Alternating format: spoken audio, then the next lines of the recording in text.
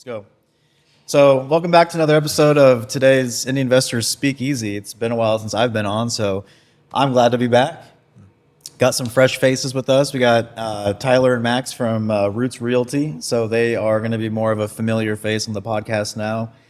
Tons of information to share, good insights. So welcome to officially being on the podcast, fellas. Thank you. Yeah, excited Picked us up on the side of the road and absolutely. Yeah, looking forward to getting a little bit more of a rotating cast. I know all of us kind of have busy schedules. We have Brooks in the audience today. Yeah, Brooks is watching over here. He's got he's videotaping as well. But yeah, nice to have a rotating cast, getting a little bit more diversity of kind of insights into the more market. white men. Yeah, more. Yeah, I mean, I'm very tan. Yeah, so. white adjacent, and but I think it's going to be good to get differing professions here. But then on top of that, our schedules are all kind of nuts, and so it gives us a little bit more flexibility from a recording perspective. So glad to have you guys content here. out for you guys. Yeah, absolutely. So, what are we talking about today? Yeah, I mean, we're talking about, I guess Brooks looked at the out-of-state investor group, and what everyone was kind of curious about was how to manage rehabs from out of state. This is something Max and I definitely have a lot of experience with. Unfortunately, I have a lot of experience from the listing side of botched jobs. We've had quite the amount of failed burr attempts with high interest rate debt, very stressful listings to take on. Yeah. But through that, I've just gotten actually a lot of bad taste kind of from missed in rehabs from out of state. So we want to talk about that. Definitely want to get your experience from off leash. I can talk a little bit about it because I've done it from a distance. Right. You were kind of on both ends. You've done it in the beginning, and now you're kind of helping the out of state people now. Yeah, absolutely. So when I started, I was doing it from a distance, and now granted, I thought I was a freaking genius when I was doing this. It was back, 2017 leading up to like 2020 is when I was doing the remote stuff. And little did I know that all you had to do was spit on a house and it would go up in value. It was crazy back then. Even crappy jobs would do really well. And so what I ended up doing, and this is actually kind of the same recommendation I do give a lot of people today, is get recommendations from the Facebook groups. Talk to your agent, talk to your wholesalers, talk to your property managers. Get names that are known in the market. I think that's kind of one of the most important things. Is you don't want to hire some chuck in a truck. And when I say chuck in a truck, realistically, there are 3 types of contractors that you're going to be mostly dealing with here in the Indy market when you're an investor. You can have kind of the retail guy, the guy who's going to be here for a while. They're going to be a little bit more expensive, but they're actually going to have insurance, and they're likely to be able to warranty their work. There's the chuck in a truck, which is just a guy that goes and hires some laborers, probably not going to be around in a year, probably has just slapped a logo on the side of his truck and is calling it a day. And then third is the handyman. Unfortunately, I hired several chucks in a truck and several handymen over the years, and had some issues doing that from a distance. But realistically, what you want to find is somebody who's going to be there to guarantee their work. I do generally recommend going, if you're going to go with a lower cost option, generally get several bids. The cheapest bid's probably not the one you want, and really get an understanding of that. But lots of directions we can kind of. So I learned something new. Sorry to cut you off, which is in Europe when they're doing public works projects, say big general contractors doing whole plazas. Yeah, they have a policy. It's a blind bid, by the way. Yeah. So these are huge companies that are doing this. We're talking $1 million SOPs. Yeah. Well, they have a policy. They go with the second lowest. Yeah. Yeah. I love that policy for like second or third lowest if there's 4. Yeah. I just think that's a good rule of thumb. Absolutely. Yeah. So getting multiple bids is definitely something you can do. Cheap is not necessarily what you want. But that's always what everyone wants. Like that's what they're asking for. Because it makes your spreadsheet.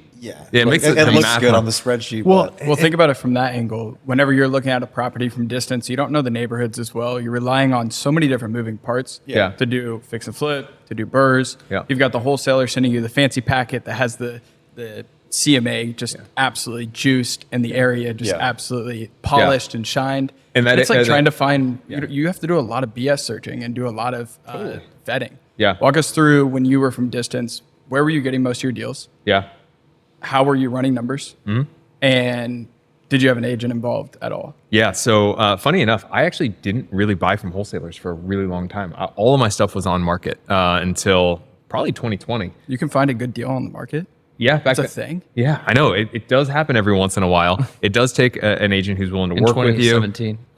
It does take quite a bit of analysis and analyzing 30 properties, probably making 10 offers, and getting one under contract. So it's a lot more work for you. It's a lot more work for your agent. But yes, you can do that. And then you've got a fiduciary in your back pocket, which is definitely something that I recommend. So yes, you can find them on market. You can find them through wholesalers, regardless of who you're working with. I generally recommend doing a couple of things in order to make sure that you're getting an accurate quote. One, have some type of SOW in mind before you ever walk in the door. Like you should be looking at these houses and using some type of calculator to estimate it. If you guys don't have one, we actually have a free one on our website. It's offleashconstruction.com/estimator. So it's literally just like fill in check boxes of what needs to be done on the house, and it comes up with an estimate. What's And a blanket, like in that time, blanket just square footage number that you could use present can't. day? You don't- can't. I don't believe anybody can do that. Okay, talking like I'm swiping through Zillow as quick as Yeah. possible, and I'm like, okay, here's a potential. Take the extra 2 minutes to fill out the spreadsheet. I know where you're going with this. Because you get faster when you've done a lot of those spreadsheets. 100%. Then you'll have the eyes to know. Yeah. Oh, this is about 25. Yeah, I This mean, in the is beginning of 75. my career, it was 5 hours of 150 tabs open of spreadsheets and deal Well, analysis. and try our estimator online. I think it'll be quicker than your spreadsheet. I think you'll get through it in about a minute and a half. And just looking at photos and then just check boxes. See, my thing with this is my pushback to yours, and I want to hear your answer, is like, well, I feel like mine's more customizable. So like, I know what my costs are. Yeah. Like I know my price per square but I foot think for that's step LDP. two. Is yours? Yeah, that's definitely step 2. Yeah. Oh, okay. Yeah. You We're can talking about customize it. literally, we're just at So I lead could- right now. We're not even at true analysis. Just Yes, I gotta start using it. Yeah, take a look at it. Like getting a you ballpark can actually figure first. you can update the pricing on a price per square foot and all that stuff as well, if that's something. If you've got a different contractor you want to use, which you shouldn't do, but yeah, if you've got somebody else, like go through and you can update that yourself. But go into it with some understanding of what your SOW is going to be. That's going to eliminate 90% of deals before you ever walk it, before you ever get your agent to walk it, before you tie up a wholesaler's time.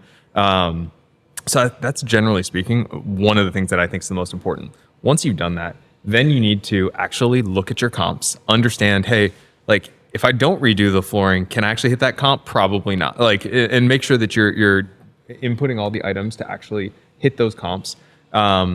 And make sure that you're getting accurate. Share those comps with your contractors or your contractors, your agent.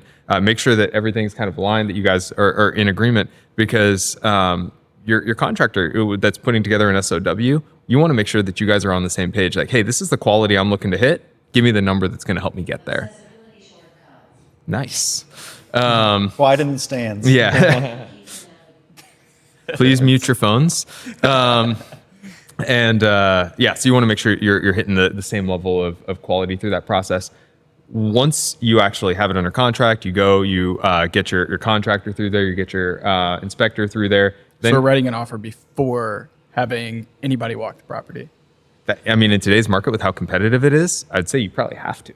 Fair. With an inspection contingency. Let me know if you guys disagree with that. You're talking more like off-market stuff. I'm talking on market. On market as I well. think as A is little addendum, as is addendum snuck in there. Yeah. it's extremely buyer friendly. Any undisclosed defect you can get out with your earnest money. Right. There's a million undisclosed Yeah, defects yeah, in a yeah. The property. reality is the purchase agreement literally is just for the buyer. Like, Yeah. everything in that purchase agreement protects the buyer. It limits the seller in a lot of ways. Yeah. The seller loses when it goes under contract until it closes. So yes, 100%. Get your contractor through, get your agent through, get your inspector through, get multiple sets of eyes on it. Go get an SOW before the inspection report is shared with the contractor. So then once you have that inspection report, then ask them to go update the SOW. So when do I book my plane ticket to fly out here to see the property? Oh, when you're out of state? Yeah. Well, if you've got a great team, you don't need to. But if you want to put your mind at ease, I definitely actually recommend it during that inspection window, probably after you have the SOW in hand and and the inspection report, and you feel pretty good that you're actually going to close. Because I would say, even in today's market, like you're probably, when you're under contract, you're probably still only going to close maybe half of those. Right. If that many, once the inspection I was comes being in. a little facetious. I think if you are going to fly out here, come see the market, drive for dollars, then start analyzing properties. Yeah. I always get that question. Gotcha. Like, now that we're pinned, should I fly out and see the house? I'm like, I promise the house is there. Yeah. There is a home there, and everybody's. I good at it. definitely recommend though people come to Oh, Indy. 100%. Come to Indy and Indy. understand Have it. it. Before you start buying. Yeah. You Yeah. have to know the area, Yeah, yeah. the neighborhoods, the streets. I meant for the transaction. I think it's Right. always a good idea to step in and see the home. There's some shady agents out there. There's some some shady Shady third everywhere, parties. yeah. So I think if are how I you get my have best it clients. as a closing cost to buy a plane ticket out here, I'm meeting with a client tomorrow for lunch, and we're going to walk his property. It's a flip. Yeah, like financially, it's literally a $90,000 home. Like he's wasting so much money in this plane ticket. That's half his SOW. But it's more the relational equity. Yeah. The reality is, next deal, he's not going to fly out here. He's going to trust you. He's going to know that you exist. If you haven't been to Indy yet and you want to invest in this market, September 5th is a great day to fly out here and come to our next masterclass event. Yeah. Details will be linked below. For sure. We have a lot of people to do that. Come explore the market, drive for dollars, enjoy a week out here, come to the event on Thursday and get connected with a crap ton of people in the marketplace. Yep. I didn't mean to hijack that for a little bit of a promo, but I guess that's the purpose of being This on is your here. infomercial from Roots Yeah, Real we can Estate. slide that in there. Yeah, Like, we got I like off-lease it. construction the whole time. Yeah, I mean, that's what we've been talking about. But Can we take a step back? Yeah. Like, should you do rehabs from out of state? Like in general, should you? Like, yeah, that's a really tough question. And I'll kind of take a step back there. Yes, I do think you can do it. I think if you're willing to be involved in the process, then absolutely, it's something you should do. If this is something that you think you're just going to get a free house by doing a burr, or you're just going to get rich because you decided to hire a contractor, then and you're just going to go hands off the minute you close, then absolutely not. You should run as far and as fast as you can because you're going to be wildly unsuccessful. This is something that is a business, and you are going to have to be the owner and manager of your business. So So rolling equity. It's not that you are getting a house for free. Yeah. It is you're rolling equity and building that through a portfolio. right? Exactly. It's not 5 years ago where fortunately you could do that out Yeah. of state. Probably had Yeah. quite a few successful exits. I'm curious on when you were out of state, how much of that was you analyzing properties and how much of that was your agent analyzing properties? Yeah. Was this your focus? You were streamlined. This is all that you were doing.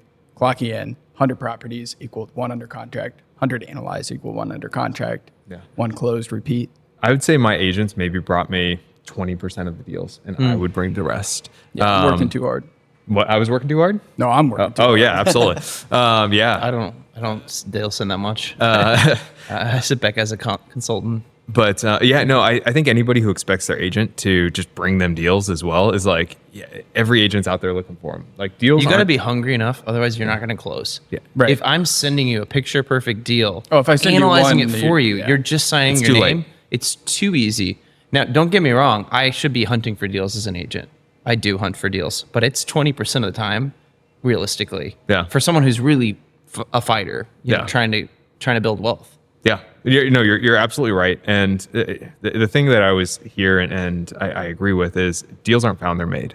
Like you got to go out there, and you're probably not buying it at asking price. You're probably going and finding the property that's been sitting there on the market for 100 days, and you're starting to make offers and give them lowball offers. It's like going and finding that house where you're looking at it. It's like, oh, 1,500 square foot, 3-1. I think that there's an opportunity to do something here, add a bathroom or maybe add an extra bedroom. Like that's how it's found. It's not necessarily just sitting back and waiting for your agent to send you, a picture perfect deal. The other thing I'll say is there are no deals anymore where you just paint the cabinets, paint the walls, maybe put flooring down, and you've got, 100% burr. Yeah. Like you're gonna have to do gotta some roll up your sleeves Yeah, you're gonna do nowadays. some real work. You're gonna spend well into the 5 digits to get some real equity in a house in a situation like this. I generally speaking see that you might be able to get for every $2 of rehab you put in, you might get $1 of incremental payback on your equity. Is kind of what we're seeing today for the most part. Yeah, from the realtor seat, I agree with that. I also agree that properties aren't found on the market anymore. These types of properties, you can't find the ones that just need paint thrown up. No. You can't find grandma's house. It's outdated. That could have a 25% valuation swing just by doing 10% of value worth of work. You really have to have a wholesaler that you trust. You have to have a list of properties that's coming into your inboxes. You have to have a flood of leads coming off the market. There are large wholesalers, which I wouldn't touch with a 10-foot pole. If you can't actually talk to the rep or your agent doesn't know them, it becomes really difficult from my seat to do it. I'm not going to just close any names, but there's definitely the larger ones that I have people send me deals, and I'm like, I've tried to call the person 10 times. They're not answering the phone. And when they finally do, they're like, you have to be at the property at 1 and we're leaving at 2 and you have to have an offer in by 3. Yeah. I can't compete. I just can't mobilize like that for somebody that maybe I haven't transacted with in the past. Yeah. Actually, really for anybody. I'm not even getting there that fast for myself. To that end, like you as an out-of-state investor should not be buying anything that you're not getting an inspection on. Yeah. Like Due diligence is huge. you need to go in there. You need to evaluate, is there asbestos siding, which you might not necessarily know? Is the plumbing in good shape? Is there a mainline issue?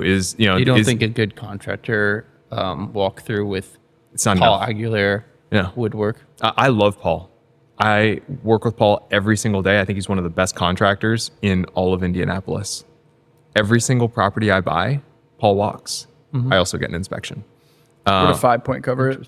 5-point would cover it, assuming you're getting a main line in there. Yeah. You always want to get a main line inspection on anything built before 1950. They're all failing today. Like every single one has issues. Yeah, nice. They're Unfortunately, replacing my sewer line. Yeah. which is by the way, we 14K found it. later. We found it. It's I got to guess check it in. It's been a little bit of an adventure. Wait, really? Tomorrow. is it? Tomorrow, right? It's not even tomorrow. I think it might be Saturday. All right, I'll then check. we'll- I'll yeah, check. Every sewer line toilets here right in now. Indy is failing. We actually had one, and to your point, I actually had Paul walk this property that we were going to buy in Broad Ripple, sweet off-market deal that we'd sourced. Everything was good, except for the fact that we just said, hey, we're going to run a main line on it. They for whatever reason allowed us to do it. I was surprised that they did, and the whole thing was collapsed. Like literally, the entire thing was And collapsed. Paul can't climb through the sewer line, right? No. Like he can't see that. He doesn't know that is happening. And to like give some context for anybody who's not aware, that's like a $20,000. It could be as much as a How $20,000 much is the fix, depending on inspection? how much needs to. Yeah, it costs like $150, $200. Best money you can spend, and it got me out of that deal that I would have then lost because I would have had to replace probably 80 feet of sewer line. That would have been quite the expensive. Why not still buy the deal? I feel like that's a sweet location. You probably should have still bought the deal. I don't know. We'll circle back to that one later.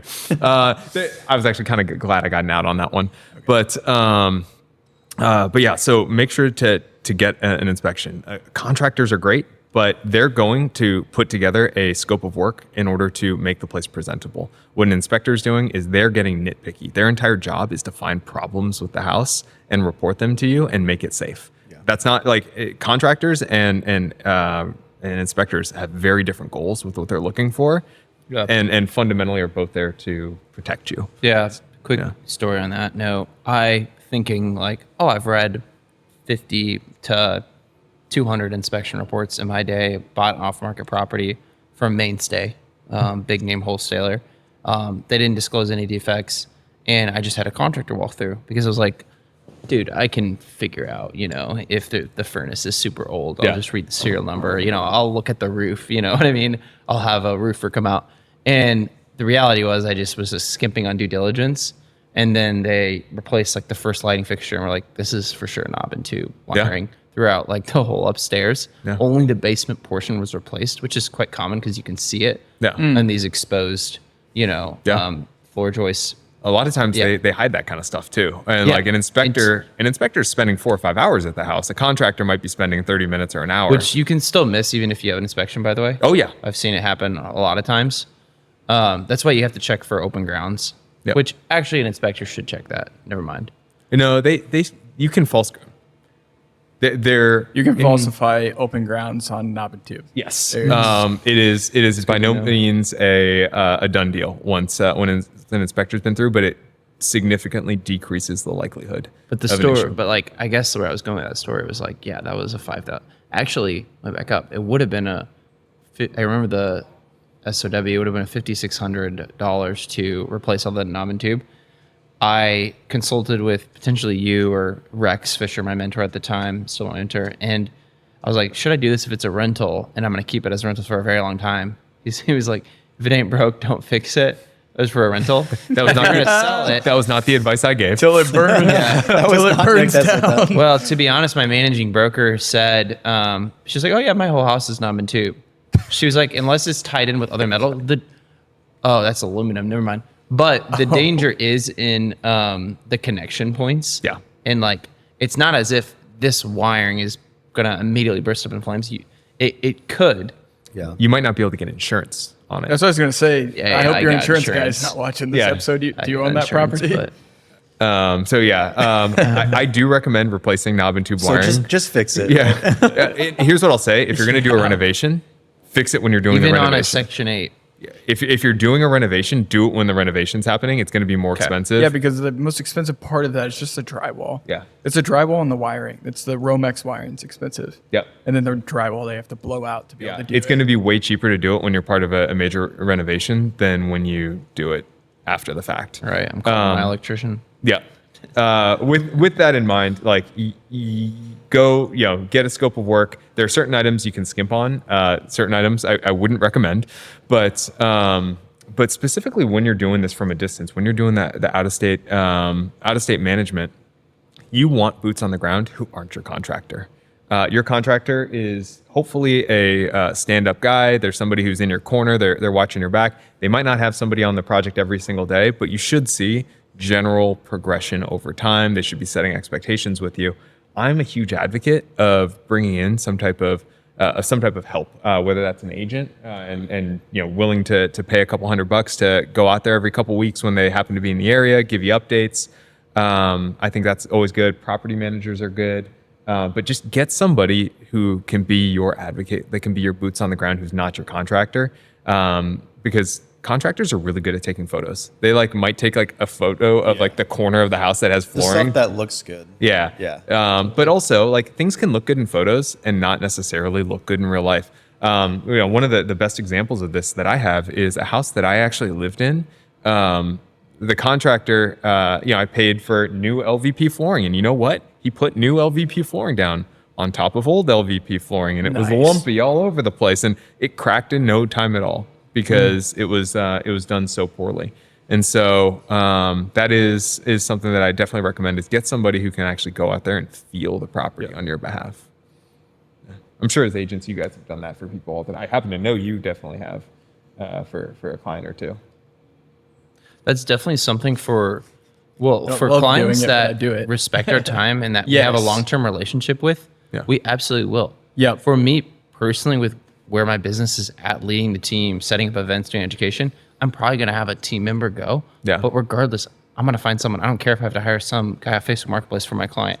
If Yeah. it's a client that is buying 3, 4, 10 deals with me, I'm going to help them. I'm their agent. Yeah, I will absolutely always walk it for the client that respects all of my time. They don't need me to be at the property every single day.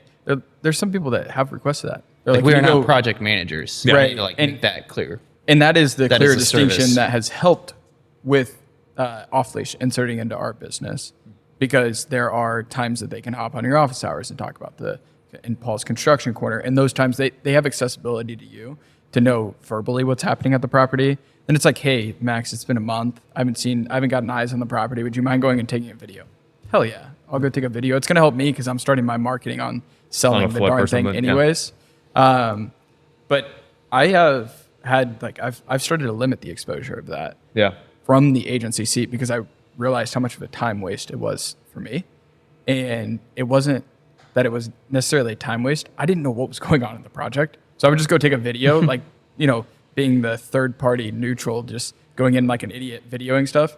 And then I'd start looking back and I'm like, that's the same thing I took a video of 3 weeks ago. And there's no progress. That's a being made. bad sign. Or maybe there is progress being made and you can't even tell because it's structural and it's underneath. Or electrical. And electrical. You just don't know I don't know what's going on. So I'm walking in blind. And I've really tried to actually just connect that near the draws on hard money. So if a draw is coming up, that means substantial work has been done. I love A phase that. has completed, and it protects me.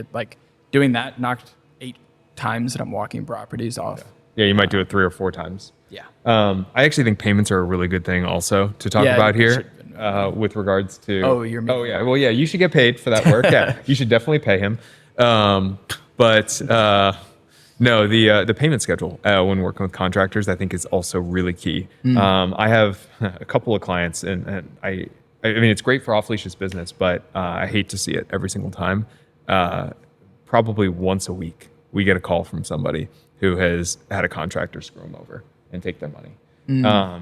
Now, I think that there are a couple of ways to go about this that you can protect yourself. I think every viable contractor has to take a deposit when a project starts. That kind of aligns you guys. That shows, hey, you're willing to. You actually have some liquidity to do this project. They can buy materials. Yeah, to buy materials.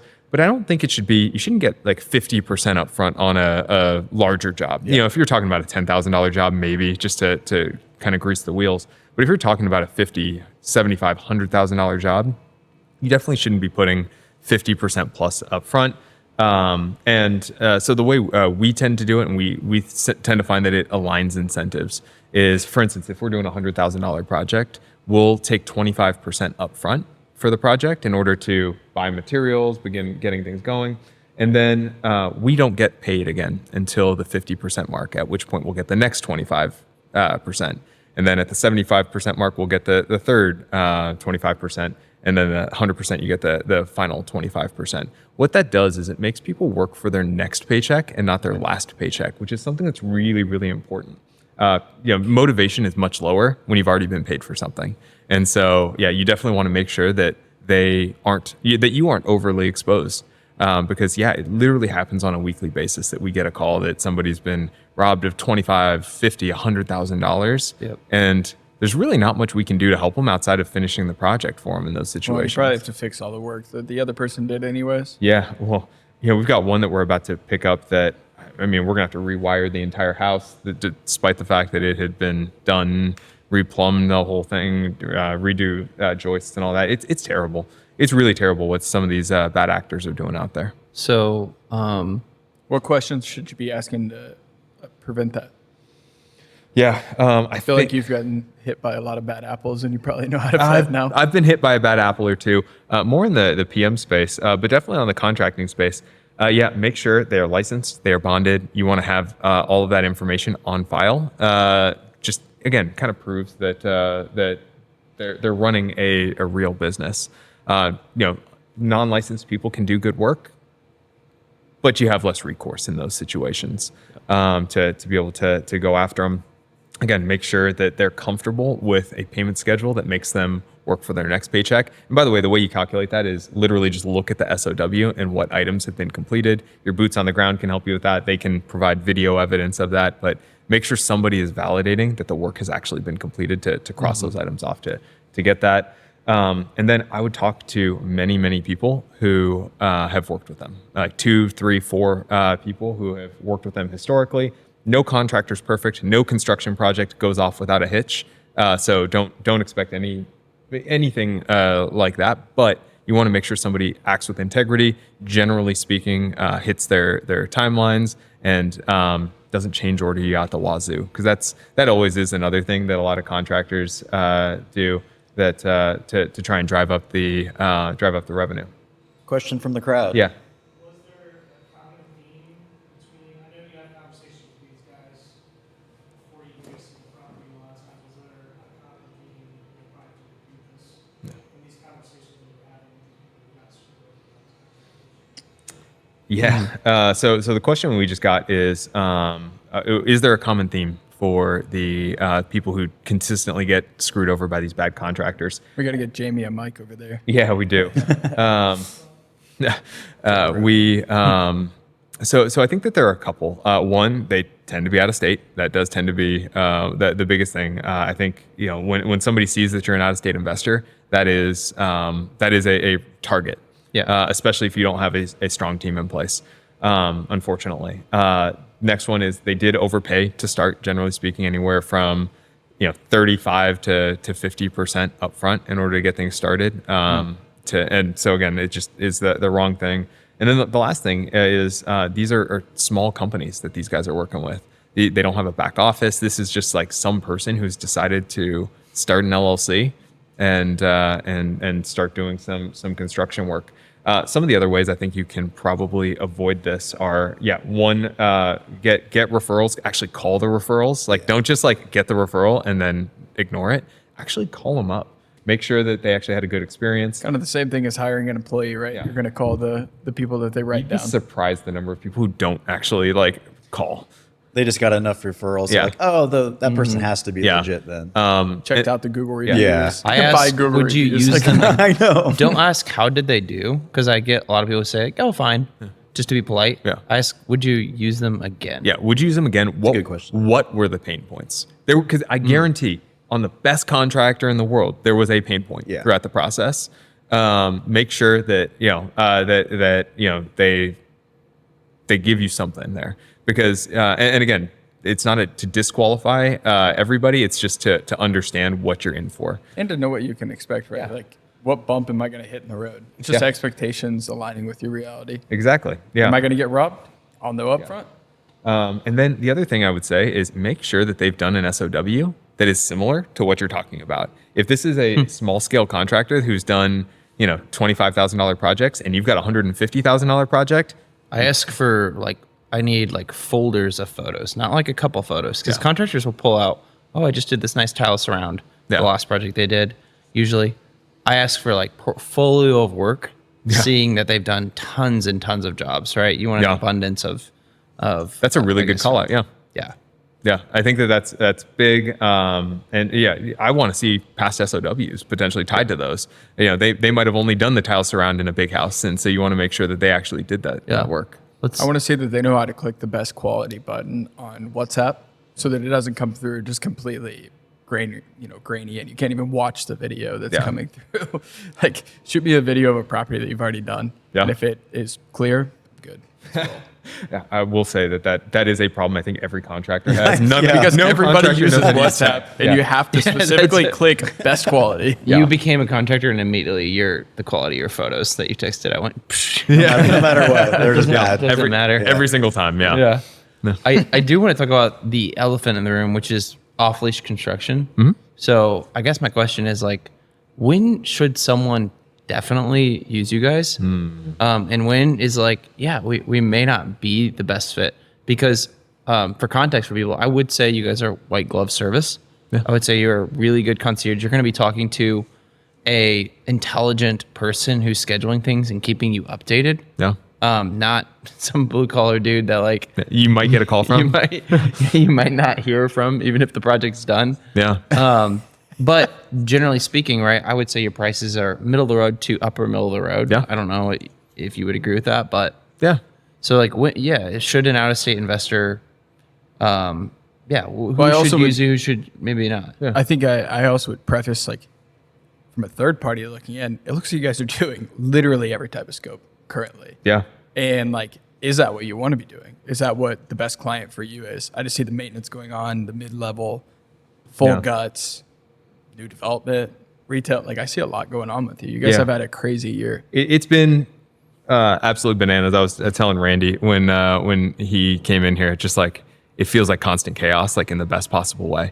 All right. So realistically speaking, if you're willing to GC your own project and kind of hire out your own subs, we're not the right fit for you. If you want some to find every line item and say, you know what, that electrical seems a little high, I'll bring in my own electrician, we're probably not going to take your project. We're not the right fit. You're totally right. We are a white glove service. We are out there to make this your easy button. We're not going to manage anybody else's contractors. So if you want to GC it yourself, we are totally not the right fit. And you might be able to find people who are less expensive on a lot of line items. What you're saying has cost. Having the back office, having people actually able to pick up the phone, having multiple project managers Maybe able to insurance to has a price. Oh yeah, the literal insurance, and then also the insurance of that's surprisingly expensive. So yeah, I was shocked the other day. We just shopped it around, but The actual insurance or the salary? both, all of it's so expensive, guys. But yeah, I think if you're in market, you don't need somebody like us necessarily. If you want to be super involved, if you're out of market, good luck GCing your own project. I would say for an out-of-state investor, especially who's making 6 digits, working West Coast, East Coast, Yeah. maybe the Rocky Mountains, use off-leash. I don't give a damn if it's 15K more than you have to Yeah. use. I'm not saying this is a plug for you. I'm just like, from a realtor point of view, who's listed many flips, use off-leash because Well, the inspection it's reports on worth the it. back end are better. Like, Yeah. I mean, that's just like there's no other competition to that. If the inspection report on the back end when you're selling the thing is clean, Right. then you should use that contractor and pay the extra money Yeah. for it. It's worth it. Because you're just going to have to pay Yeah. the extra 15K on the back end to fix the stuff for the buyer. Right. And I'll be honest, I usually just, with you guys, I have my rental grade dude who's that smoking a cigarette nonstop Yeah. dude whose voice is gone, go. but comes in and he's maybe 75% of what you are transparently. But oftentimes I still go with you. The reason I'm doing the sewer replacement is because shit hit the fan and I Literally. needed to get the shit done. And I was like, I know who's going to do that. That's Nick's team. Yeah. To be honest. And we bent over backwards to get that thing done as quick as humanly possible. And I do have some swaying power there, which It doesn't hurt. yeah. Oh yeah. All right. Later. See you, buddy. See, brother. Yeah, you're totally right. There's and to that end, we want to be the easy button. We want to be the easy button for people out there. But like, we're not going to be the cheapest, but we will take any size project. Anything from going out there and doing the maintenance. That's been a huge part of our business. All the way up to I've contributed a lot in the last 2 months. It has been helpful. Thank you for our P&L. Yeah, so it's been a huge that's been huge for us. But yeah, we'll do that all the way up to, like you said, new builds. We're doing a couple of those right now, and it's been a little bit of an adventure from that perspective. Super cool to watch. Yeah. Well. Yeah. Slightly involved, so it's So fun. I would say one of the most frustrating things that I think, maybe not like the first time investor, that you might not realize this as an issue, but somebody who's done a couple rehabs, about how many times, or if you've watched HGTV, right? How many times these things go over budget, right? Nick, how many times do you think your projects have gone over budget? I would say the percentage is probably way higher than the regular contractor that you would hire. I'm sorry. I mean, way lower than Okay, I was gonna- sorry. Way lower. I would say your percentage of getting it correct is what was going in my head. Getting your actual scope of work is correct, way higher than the actual Yeah. regular person. And Yeah, I think you're probably right. Unfortunately, change orders do happen. Things do, happen yeah. when once you get under contract, once you start opening walls. Unfortunately, and we hate change orders at Off Leash like that's that. basically what happens, right? When you open a wall, because you can't see behind Yeah, it. So, you find a bunch of knob and tube that's been shoved back there. Unfortunately, that's happened to us a couple times recently. So we have to do that. One of the things that we do. We are a little bit more expensive because we fully expect to eat a lot of those change orders throughout the process. We can't promise that we'll always do that, but one of the things that we say is that up to 3 or 4% of your project, we're probably going to end up eating in change orders that we're not going to pass along to you for the most part. that's a huge thing Yeah. for anybody listening. Yeah, and that happens on a very regular basis that we end up eating those. So I would say maybe 10% of our jobs end up going over the initial budget because something happens during the process. That's super low. I mean, super low. I would say, like, when I was using contractors, even in Maryland, and when I came here before Nick started a construction business, I would venture to guess that 90% of my projects were probably going to go over my quoted value. Nick's worst day is when anything goes over. Yeah. I hate it. Nick hates Yeah, it. So, I mean, you can sit here and say that Nick is overpriced at times, which I think people do. It's happened. But also, I mean, let's also think about, like, But it's at the end of that guaranteed. project, do you think you ended up paying, like, let's go back and look and run the numbers. which I don't know if we all have. Like, was it cheaper or was it more expensive in the end after the change orders happened, or was Nick's price spot on and probably ended up being less? Yeah, and what I love that point that you brought up, because that is so freaking annoying, right? You get the scope and somebody's just pricing to win the bid. Yeah. And that's All why the you don't go time. with the cheapest guy. That's why the cheapest guy is To your immediately point. you ignore Yeah. him. And that's why the most expensive guy you go, I think they're just trying to rob me and rob my pockets. Yeah. Yeah. And that's why the middle guy, like Tyler brought up, it's so important.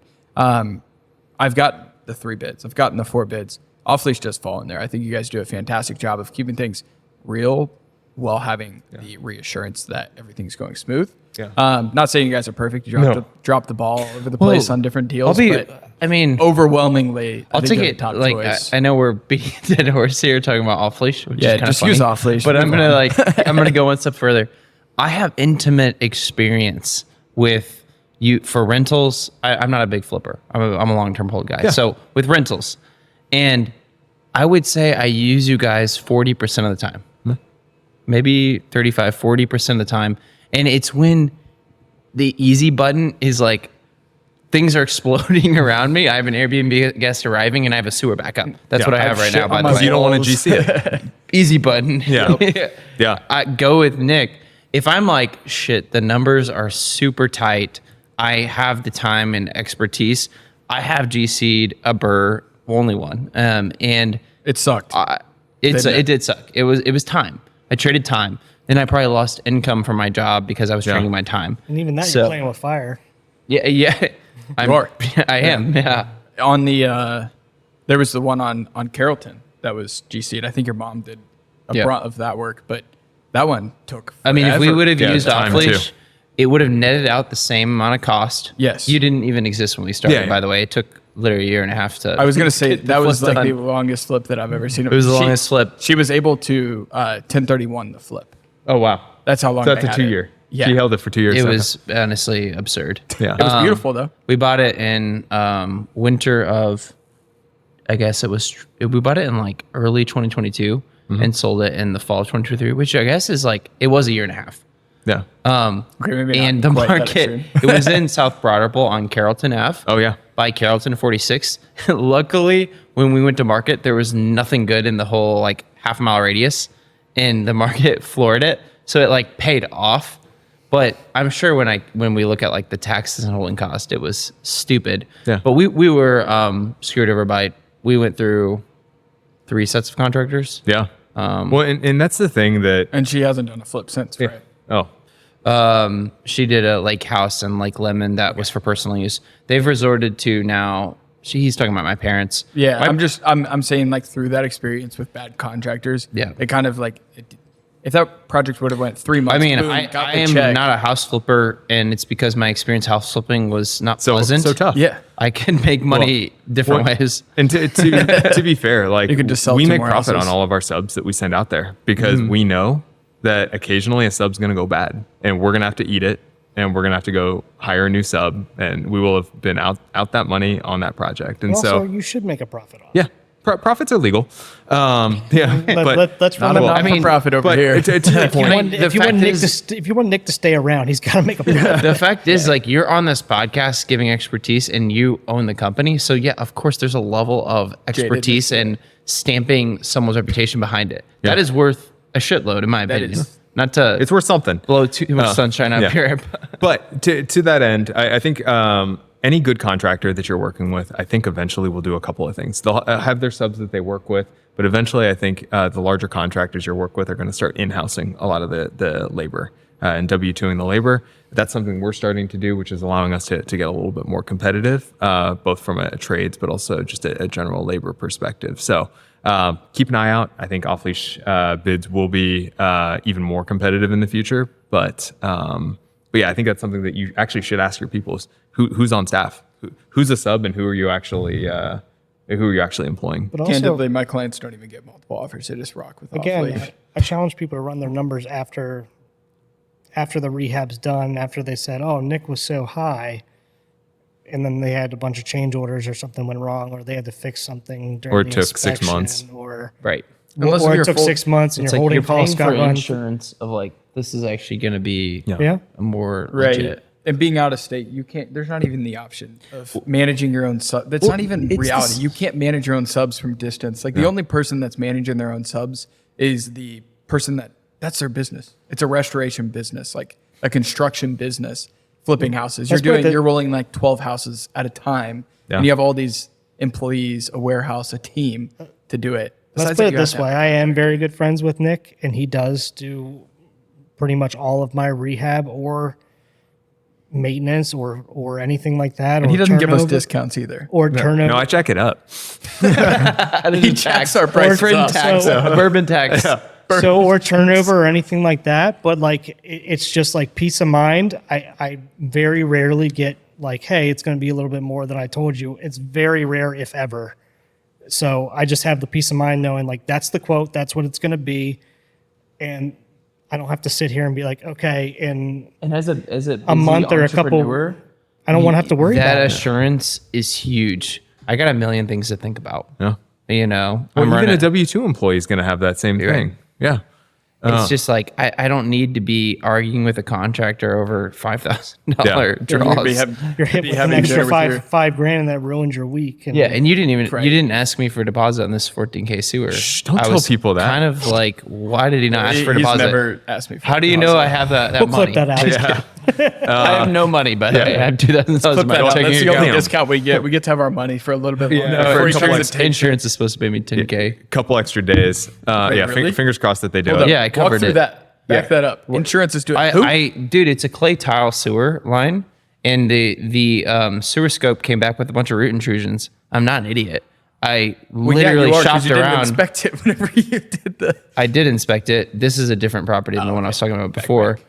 I learned a little bit. I shopped around for an insurance company that had sewer line coverage. 2 months later, it literally so you- collapsed. Oh, yeah. No, You it's did collapsed. do an inspection. Yeah. You knew that was up. Yeah. And you're like, all right, I'll go through with the purchase. Yeah. The purchase.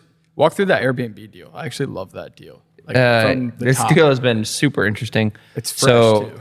3907 Rookwood Ave. We're in South Butler, Tarkington, which is definitely a developing neighborhood. Yeah. But I wouldn't say a C, D class. It's definitely B minus class neighborhood. Like I would probably live there. It's not horrible. What street? Rookwood. Rookwood. I mean, what cross street? I guess I should say. 41st. about. 41st. Oh yeah. That's not bad. Yeah. It's okay. So an investor we know who's done a lot of burrs, whose quality is mid-level, I would say, in terms of the quality. would probably Rehabbed it. He was what? I said you'd probably agree to that. Yeah. He rehabbed it, and he couldn't sell it. It went on the market, and he didn't sell it, so he arbitraged it. He leased it to someone who was Airbnb-ing it, and there was a bunch of furniture in it that I would again say was B quality, and he brought it to me for me as a realtor. Like, hey, can you sell this? This is already furnished. This guy who was arbitraging it is moving to Florida. He's had a death in the family. He needs to move down to Florida. He's got all this furniture in it. I don't want to lease it out to some random person to live in it. It's already an Airbnb. Do you have anyone looking for an Airbnb? And I looked at it and I walked it and I was like, this is freaking awesome Airbnb. And what you have to understand about the Butler areas, there's no hotels. No. There's no Hampton Inn near Butler. And with Hinkle Fieldhouse and the IMA and the new fields, there's a lot of weddings and stuff. The Children's Museum. In the Children's Museum, there's actually a decent amount of traffic that goes through there. And so I was like, I bet this actually is a good Airbnb. It was an Airbnb for the past 12 months, and I could see it was making like $3,000 a month. That's solid. And I was like, and this is like a $285,000 asset. I was like, I think those numbers actually make a lot of sense. So I know my mortgage is going to How be often low. are you getting more than a 1% deal out there today? Right. So I bought it and found out that the renovation indeed was done extremely shittily. I had raccoons in the attic. No pun intended again. Yeah. I mean, I've had major mice issues. I've had raccoons in the attic, and then I had a sewer backup. On the date of the Indy 500, literal goop coming up from the shower because it rained heavily that day. And I had to give him all his money back, and it was a $2,000 stay. I mean, that was a major day for everyone, an Airbnb actually. And anyways, it's been a bit of a maintenance challenge. I think it will end up being like one of the better deals I've ever bought, honestly, in the long run. Now you've paid 29. Yeah. Until the Wait, insurance no, pays You out. got 10K Yeah. on insurance. So the actual like, Still crushing it, 9K. And what's your monthly average right now? I mean, when it was running, it definitely makes between 3,000 and 4,000. Yeah, I'm not letting you complain about that property to me anymore. I mean, it's the Property's I crushing it just on hate paper. that it's the summer months that Yeah. I'm currently losing with the 2025 sewer 's right issue. around the But corner. yeah, I hope so. We'll have to see that South Butler Tarkington area. I'm extremely interested in. Yeah. I think it's the new Sobro. It's the new Broad Ripple area. It's the affordable area. So I think it's going to change a lot. Yeah, I think it's a heavier rental, right? Like that Super area heavy for rental. sure Heavy is rentals. rent by the bedroom, more Butler students. I think that it's more a little further north than this one, maybe a little Yeah, this further one's west as well. Butler would be a little bit further north. Yeah. Yeah, Butler's more like 42nd. Yeah, that's not too far off. you could walk there. Yeah, It's super I hit or don't think any miss. students would go down that far, right? no, not if they didn't have a car. But we had guests coming from graduation. Fair. Yeah. So like yeah. guests, yeah, Parents, for sure. Parents and because they're stuff going to like drive that, into wherever the students stay. Parents and relatives. Yeah, Yeah, that's not a bad idea. Yeah. So net, I think, kind of circling back to the, And we're back. yeah, to the whole construction thing. Yeah, off leash is great, but like hire qualified contractors. Hire not the cheapest option. Hire somebody who comes highly recommended, who can point to experience, point to a book of business that has been successful. Talk to prior clients. Make sure that they haven't been changed ordered out the wazoo. They haven't had to wait 6 months to get their project done. Or if it is a 6-month project, that it actually was 6 months to get that thing done. And yeah, I think you can do this from out of state. Don't try and GC it yourself. You will be unhappy. You will be unsuccessful. Hire somebody who can do that on your behalf. and I love the way that you broke everything down because you're talking from experience, you're talking from ownership. I would love to like quickly before we wrap, just throw a quick just down the line. Yeah. If the original question is, would you or do you think that people can do flips from out of state, add value from out of state? From the wholesale perspective, do you think that that's feasible when you're talking to people? When I'm talking to people, yeah, but I mean, I guess because I also come from every side besides the construction side as well. I'm an accidental wholesaler, I like to say. The best kind. Yeah. The kind who emails the list you should be on, not Yeah. the crappy big ones. Yeah, so sleazy ones. it's not that hard to do it from out of state as long as you find the right people. And Nick's not the only one that's the right people here, but Nick is one of those right people that are here. That the whole reason that he started this business, and I don't know if he brought this up in the beginning or not, but the whole reason he started this business because he got screwed so many times, and he was sick of seeing out of state investors get screwed. So Pain points. Yeah. I think that's how the best businesses are started. Mm-hmm. So yeah, That's how I'm a realtor. yeah. So I do think that there's a ton of opportunity for people to do it. It doesn't make sense on most deals to do it. So you need to be selective. You need to make sure that you are finding something that actually makes sense, that there's plenty of arbitrage, plenty of spend, and don't cheap out on the project as you're doing it. Actually do the work properly, because once you end up listing it and you haven't done it properly, the inspection report's going to be a pain in the butt. To spend an extra 10K, make my job easier. From your experience, I'm gonna go on the record of saying I think generally out of state rehabs are a bad idea. I've just seen too many. I've just had experience that's shown me that that's a really bad idea. I think 10% of the population, 10% of the W2 population could figure it out and is a Nick Giuliani. I think 90% shouldn't do it. They're better off just buying a turnkey deal and paying the 20% and holding on to it, and then just using that as one of their diversification investment strategies. I think, but you gotta figure out if you're made for it. So, if you failed and like it wasn't for you, that's one thing. Test it on a long-term rental, right? Buy grandma's house, fix the cabinets up, do a 30K Yeah. scope of work to start. I Don't always go say straight do the in. burr light. Like I've coined that phrase, like do a burr light. Like find something that has potential for additions or cosmetic improvements. And then maybe you had a 1-year lease and it ended. Now I've done this myself. Now you're going to paint the cabinets, redo the floors, do this stuff.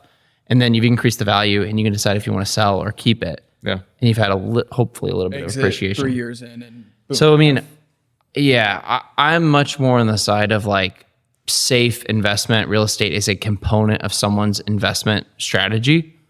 And I don't think the random person who has no experience in real estate, has only owned their own home, should be doing $75,000 scopes of work right out of the gate. I think that's a swing for the really fences. risky. terrifying, right? Well, and it's a business, and And you it's have to be sure you're willing to run a business and go through. This isn't some passive strategy, long distance or local. Like you actually have to be willing to put the work in to analyze the 100 deals. Well, and there's a reason why hard money lenders care more about experience than they do about financial portfolio. They want to know, how many burr lights have you done? How many burrs have you done? How many deeds have you owned in the past 2 years? Oh, you've owned 5 deeds? Okay, you've been through some crap. We'll lend you money. We will give you this line of credit to go and do a full flip. I'm in the middle. I think you can totally do it with the power of off leash, but it requires a lot of time. And to me, the dollar per hour, I don't know if you're not able to do 10 to 15 flips a year, I don't think it makes sense to flip. I think the objective in a flip is to make 15 to 20K and exit and be closing on one every single month. And having that build up. You're not supposed to go out and swing for the fences and make 200 grand in the first one. Oh yeah, if that's your strategy, Like, good luck. It's tough. They're fun to do. Like if you're passionate about doing expensive homes, which I love to do, right? I always say like, make me wear a suit to sell your flip. Like come out, buy the $400,000 house, put 200 into it, and then we'll list it for 800. That's great. But you have to be passionate about that, right? You have to be passionate about design at that point. We're talking about a whole different You're business pulling in model. Tark and Christina in that situation. So. Yeah, I mean, you just got to be like someone that has the tenacity to figure it out. And if you were entrepreneurial wired, you probably could make a good flipper and out-of-state rehabber. But if that's not you and you're getting into real estate to be passive, Yeah, good luck. I can point to a lot of 150 to 250K homes that are rent out for near the 1% rule that you can easily cover your mortgage with that will appreciate a lot in 5 years, and you'll be happy you bought, and you'll be pretty passive. Yeah. I would love to do more of this. I've loved that we just walked in with literally one question and we've talked for an hour. Yeah. An hour. That's the goal. We're in the speakeasy having a drink, and let's just bullshit. Right. Send us your deals. DM us. Send us what properties you're looking at. Send us your 20-unit portfolio and see what we think you should do with it. I would love to talk more about that whenever I'm inserted into. And you can, I think there's an Instagram for this, right? I don't even know. I just walked in, they had a microphone and said, Max, do you want to speak? And I'm here to talk. Yeah, I think we all have different strategies that we like to like. Max's strategy might not align with Nick's, might not align with Tyler's or mine. So we can all have a different. We all very mindset. much have different strategies. We can all have a different mindset. I mean, because we are all Nick and I are different ages than Max and Tyler. So, I mean, it's all going to be different. So, and it could be different for somebody who's 10 years older than Nick and I. So it's all what your strategy is. Different backgrounds. We need to do a different deep dive perspectives. into our strategies. Yeah. That I'm would be, down for that. yeah. And pick it apart Yeah. by lazy. I'm sure we all can long-term improve. rentals. No doubt. Yeah. No doubt. Yeah. Cool. Well, cool. This was another good episode of the Indy Investor Speakeasy. Thanks, boys. Yeah. Thank you. Cheers. Good one.